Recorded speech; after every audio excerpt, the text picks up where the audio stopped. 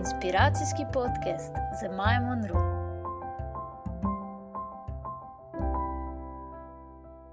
Pozdravljeni, dragi sledilci, poslušalci, gledalci Fine podcasta, kjer vsak teden na novo inspiriramo z zgodbami ljudi, ki delajo to, kar jih veseli.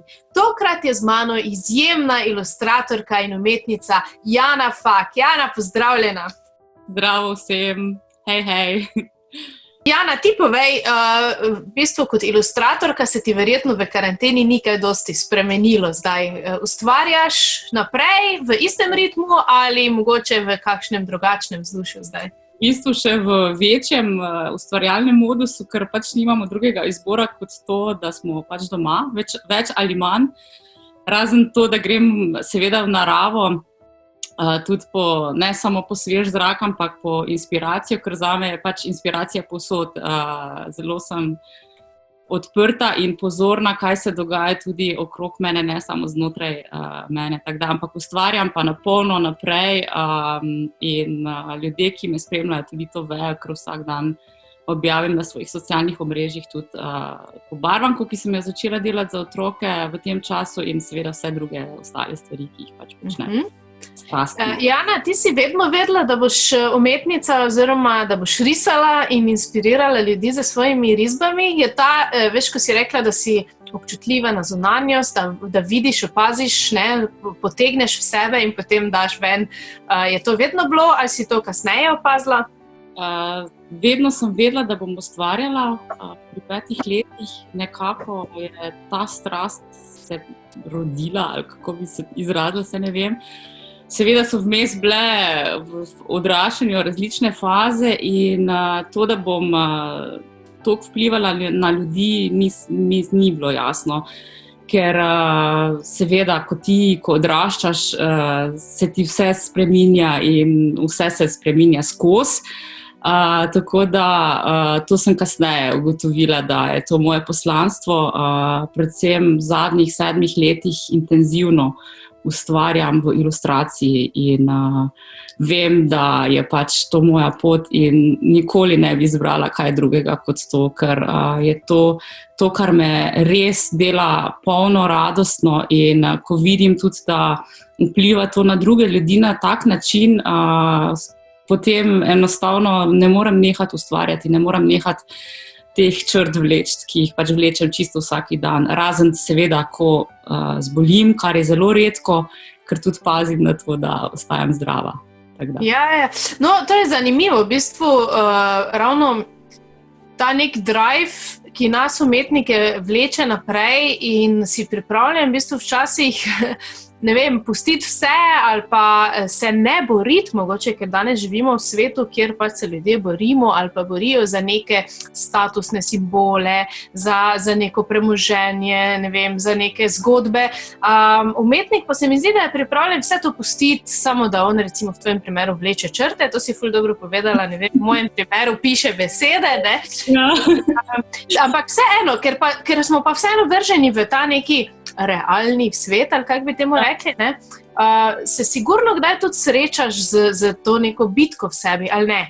Da bi mogoče mogla zbrati kako drugo pot. Seveda pridejo dvomi in ko dvomim ljudje, ki me poznajo, tisti moji, ko so mi blizu, vejo, koliko jaz dvomim vase, kolikokrat se vprašam, kaj sploh počnem, ko je včasih res ful težko, ampak ta drive, dobro si rekla, ta drive, notranji, ustvarjalni, to je enostavno, ne morem brez tega, to je del mene in jaz niti ne ločujem, to je moje delo, ne? To je del mene in enostavno, to je moja moč, ta moja ustvarjalnost je moja moč in ko pride pač tisti trenutki, ko ti je vse, ko si v bedu, ker pride do tega, enostavno se sam spomniš, da je to in da je to tvoje poslanstvo in greš preko vsega in premagaš ovire. V bistvu jaz jih s tem premagujem, ko ustvarjam in jaz točno vem, kadar pride moment šibkosti, ker pride, logično, ker vsi se spopadamo s tem, grem vzamem svoj iPad in začnem samo risati, ne. Tudi če nimam ideje, kaj bo zdaj nastalo. In to me sprošča, povežem se sama s sabo in takrat sem v svojem noter bablu nekem in se sprostim in pol to tudi mine, ne. Ti dvomi grejo nekako stran. Potem, ko vidim, ko pogledam za nazaj, kaj vse sem že ustvarila, to tudi, ne.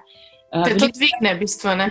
To veliko krat pozabimo na to, ne, da imamo skozi nas zdrava ustvarjanje, včasih tudi moraš malo zadihati vmes, ne, in pogledati, kaj vse si že ustvaril in koliko hude stvari so to. No. Tako da to takrat pač počnem, ko se mi seveda pojavljajo dvomi. Ne. Ampak bi rekla, da večkrat ustvarjaš iz trpljenja, ker se veš, ne, najboljše umetnosti pravijo, da prihajajo iz trpljenja, ali iz radosti. Kaj je pri tebi to? Ful različno, no? Zelo različno. Jaz mislim, da moje ta boljše stvari so nekje iz neke notranjega, ne vem zdaj, če je to bilo glih trpljenje ali pa bolečina, ki sem jo čutila sigurno, ampak ful dosti ustvarjam tudi iz radosti. Lagala bi, če bi rekla, ja, driva me samo ta dark side, ne. Vse v bistvu, vse, kar se v meni dogaja, je pač plod potem nekega mojega končnega ustvarjalnega izdelka, kako bi temu rekla, ilustracije, risbe, tudi dizajna konc koncev, ker ni ločitve, no. Vse je v bistvu povezano, tako da ja, jaz bi rekla, da oboje, no, da me driva oboje, in radost in trpljenje, če že bomo temu tako. Ja. Mislim, neka ta mešanica obojega se mi zdi še nekako najboljša, ne vem, kombinacija kot podlaga za to, da človek ustvarja, tako kot si rekla, from the dark side, ampak tudi from the bright side, in potem res tvoje ilustracije so res tako žive in polne in v bistvu včasih je res katera malo bolj temačna, ampak je vseeno toliko živa. Tako, jaz mislim, da ljudje to čutijo, no? Da ljudje čutijo, s kakšno energijo jaz ustvarjam, ne? In je to, seveda jaz, ko ustvarjam, se ne obadam s tem, kaj si bojo drugi zdaj potem mislili, ne? Ampak vseeno je zelo pomembno, kako bo to vplivalo na ljudi kasneje. In to čutijo ljudje, po mojem, ne? Ali sem zdaj ful v radosti, ali sem v kakšnem obdobju sem, in to je fajn, meni se zdi to cool, no? Res cool. Ja, se mi zdi, da v bistvu tudi enako kot, ne vem, pri nekih, kot recimo pri poeziji ali pa pri glasbi, ne, v bistvu se ljudje skozi to tudi začutijo, ne. Nismo vsi vedno radostni, nismo vsi vedno v bedu in ravno to je point umetnosti, se mi zdi, da te kar tako objame za tistim, kar v tistem trenutku rabiš. In če rabiš, ker si v bedu, pa še nekaj, kar je v bedu, zato da se boljše počutil. To se popolnoma... Ja, se ful strinjam s tabo. Jaz mislim pač, da je to, jaz mislim, da moramo pač živeti, no, da point vsega tega je življenje in da itak, wow, ne, da lahko delam to, kar je res moja srčna želja.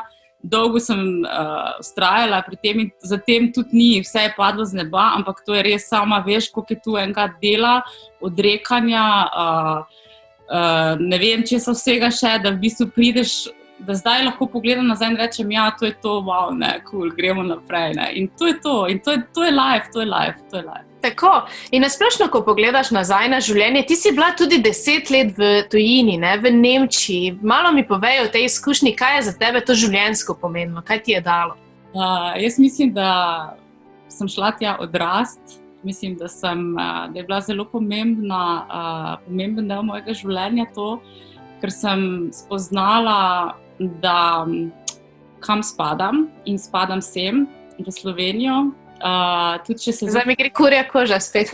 Če se to sliši kičasto, je to čista resnica, ker jaz sem v bistvu takrat, kot sem odhajala, se mi je zdelo, da je tukaj vse pogubljeno in da jaz rabim več prostora. In pač to sem šla raziskovati sem šla sebe, in sem ugotovila, da sploh ni važno, kje si, da važno je, kdo si ti in kaj je tvoj mission. In lahko si čisto kjerkoli na tem planetku ljubem, lepem. In Slovenija me je res ful klicala nazaj. Pogosto sem se tudi vračala, vsake 2-3 mesece sem prišla na obisk, pa spet šla nazaj, pa spet. Ampak nekako je to bilo zelo pomembno obdobje, vplivalo je name, na mojo osebnost, na mojo ustvarjalnost in hvaležna sem za to izkušnjo, zelo res. V bistvu tujina ti da neko tako širino, v bistvu se mi zdi kar pomembno za vsakega izmed nas bi bilo pač iti v enem obdobju malo pogledati zunanji svet in če se lahko potem z tem bogastvom, ki ti ga zunanji svet da, vrneš, se mi zdi idealno.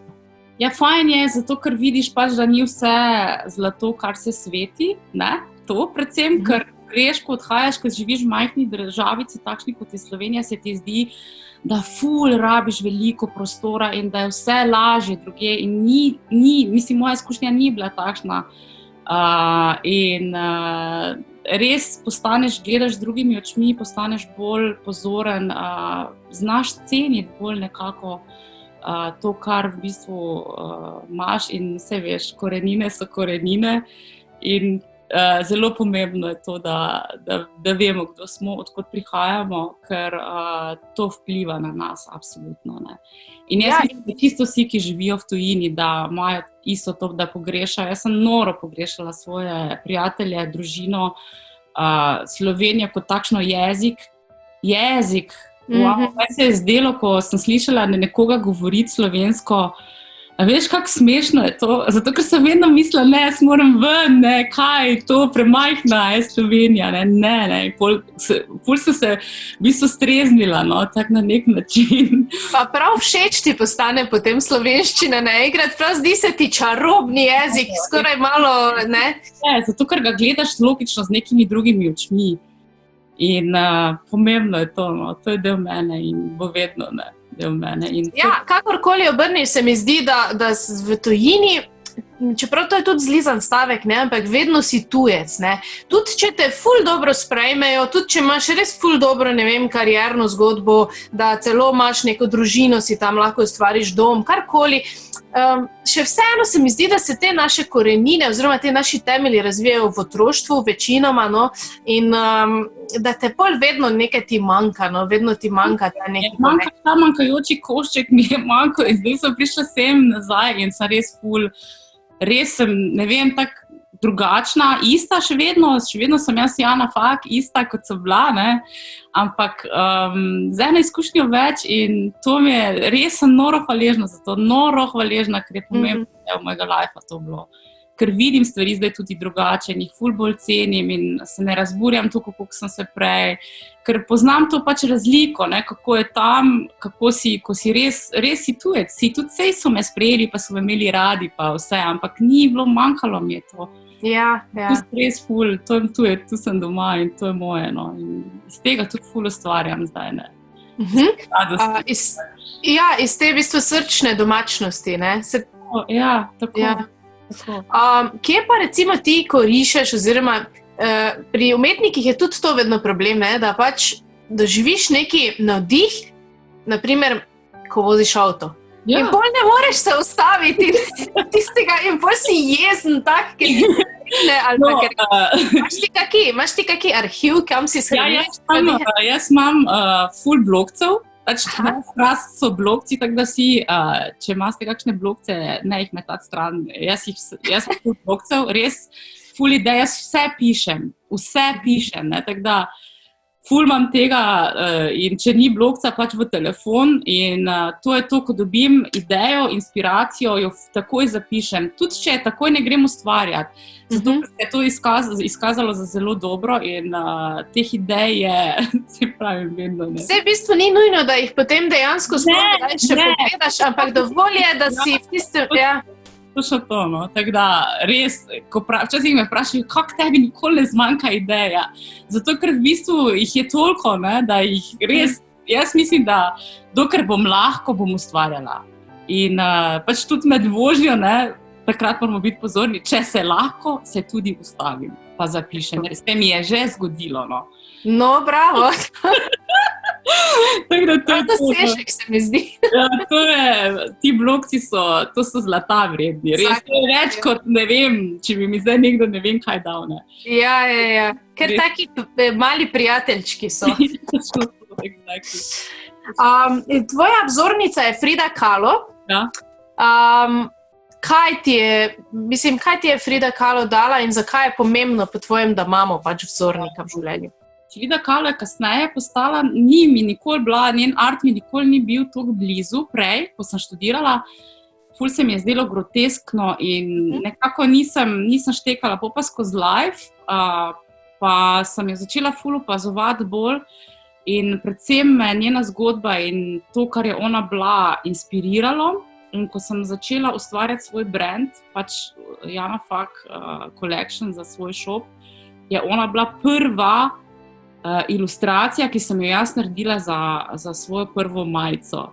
In to je pač naredilo, ona je ikona itak bila in bo in predvsem me ta njen life ful potem začel spremljati in sem začela pol tudi njen art bolj opazovati in njene portrete in predvsem njeni portreti so mi tisto, ker jaz sem ful rada ljudi in ful rada tudi ustvarjam, rišem tudi ljudi, no. To je nekako moj skozi vedno bilo, zanimajo me pač ti različni obrazi, izraznost, life njihov, zgodbe njihove in to je bila največja inspiracija za to, da sem začela ta pač svoj nek brand, Jana Fak Collection, ki je itak vse pač spet del mene, ne, in je pomembna prelomnica mogoče, 2016 postala, ker sem takrat naredila pač svojo prvo majico, ne. Tako da ja, feedback me spremlja skozi. No, meni se zdi pač pomembno, da najdemo nek connection. Ti tudi na svoji spletni strani ful lepo govoriš o tem connectionu, pač z nekimi dušami, vzorniki, kakorkoli, ne, nekimi energijami ali pa linijami, ne, rdečimi nitmi. In kaj je tisto najpomembnejše spoznanje, bi ti rekla, da mogoče s tem zaključiva, v tvojem življenju skozi to? Vseeno si nekako uspela iti od malega, ko si začutila umetnost, to je nekaj, kar jaz hočem iti, to je danes kar izziv hoditi po tej poti, vseeno si šla, vseeno ti je uspevalo, študirala si tudi na Art House College. Ja, v Ljubljani. Arts Ljubljana, ja. Ja, v glavnem, nekako si uspela skozi držati to pot, ampak kaj je tisto najpomembnejše, kaj si se na tej poti naučila? Da moraš vedno in vedno biti zvest samemu sebi in svojemu bitju in svojemu srcu. In kadar je hudo, se moraš samo spomniti, kdo si ti v resnici in se umiriti in iti v svoje bitje in v svoje srce, ne glede na to, kaj se dogaja, ali so vojne, ali so, to je ful grozno, mogoče se sliši, ali je ta situacija, ki jo imamo zdaj, če si ti zvest samemu sebi, te čisto nič ne more ti zrušiti svojega sveta notranjega. In to jaz mislim, da je vodilo vseh nas, ne samo ustvarjalcev, lahko, če začnemo gledati bolj vase, ne? In seveda vedeti, da smo čisto vsi povezani drug s drugim. Super, Jana, mislim, da sploh ne bi mogla lepše tega povedati in res, dragi poslušalci, gledalci Fine podcasta, to je bil en čudovit, lep začetek novega dneva, istočasno zaključek tega Fine podcasta in res lep pogovor za tabo, Jana. Hvala ti za tvoj čas, za tvoje lepe misli, za tvojo zgodbo in za tvoje kreacije, ki nastajajo. Hvala ti za njih. Svet bi mogel biti še bolj poln takih lepih del, ki v bistvu človeka inspirirajo ali se dotaknejo njegovega srca tako ali drugače. Tako da hvala ti. Hvala za povabilo, draga Maja. In hvala vam, da ste bili z nami, ostanite z nami in ostanite zvesti sami sebi, tako kot je rekla Jana. Lep dan. Adijo.